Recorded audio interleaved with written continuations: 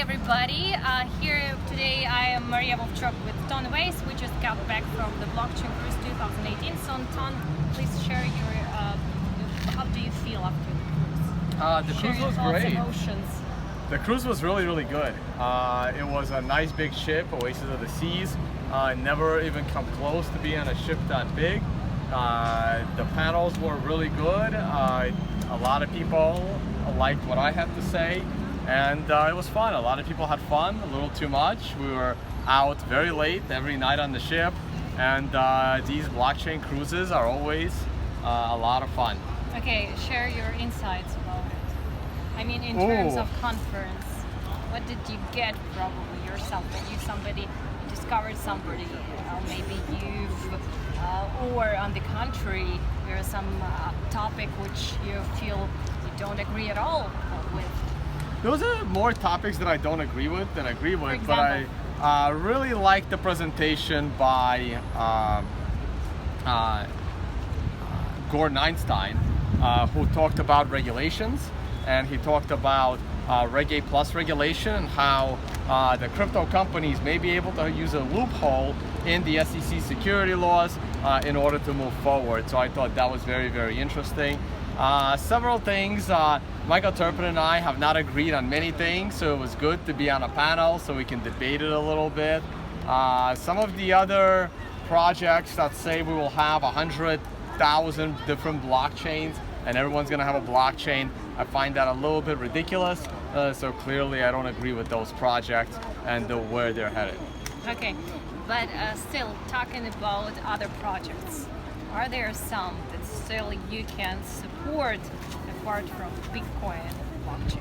I try not to support any projects other than Bitcoin projects.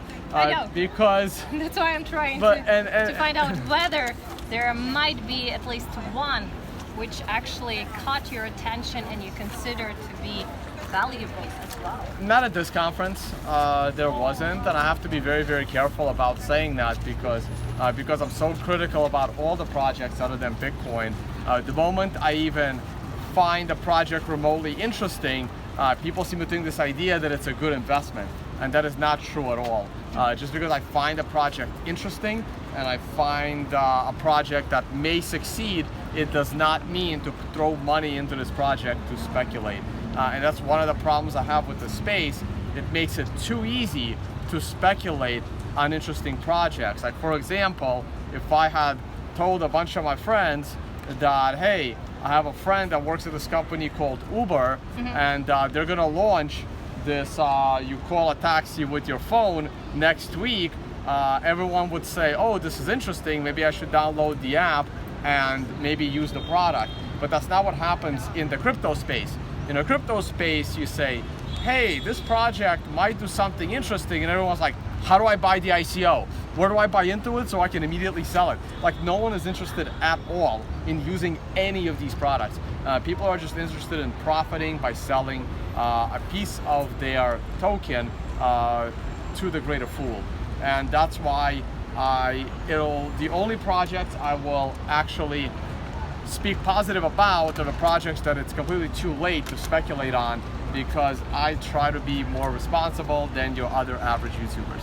Okay, another question concerning Bitcoin and other projects. Still, there are some coins, cryptocurrencies, which solve the problem of fungibility, which Bitcoin does not solve. What will you say to that?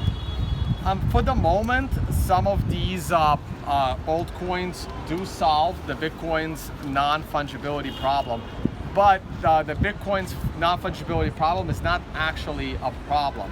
Why? It becomes a problem when governments go after the Bitcoin holders, when governments go after the honest transactions in Bitcoin.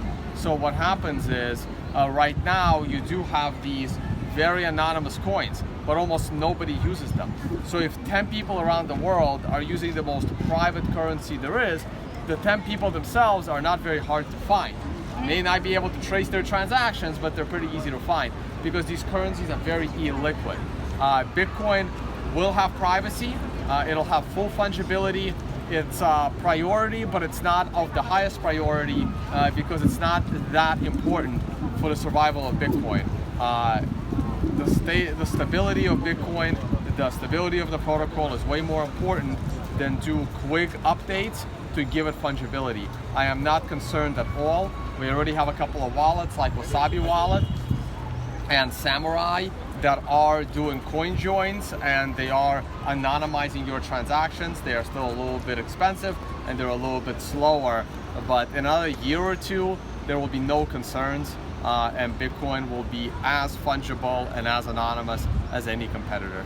And in few years, in 2024, you just claimed recently Bitcoin will again drop to $2,000. Is that correct? No, I don't remember claiming that at all. No. I think by 2024, Bitcoin will be at a pretty high price.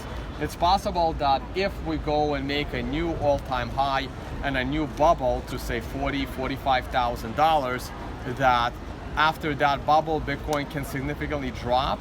Maybe, well, how much? Maybe to as low as 10,000, but nothing drastic as that. Nothing less. I do not expect Bitcoin at $2,000 by 2024. I would not be in this space if I was that pessimistic about the price. I just think that at the moment, sitting here at $8,200 as we're standing in front of the Coliseum, I think Bitcoin is still short-term overpriced. It needs a correction, but I also think that after the halving of 2020, it should be a very nice bull market. Okay, for how much still? You sometimes predict rather not so much positive momentum for crypto enthusiasts. They're expecting like 10 times again higher.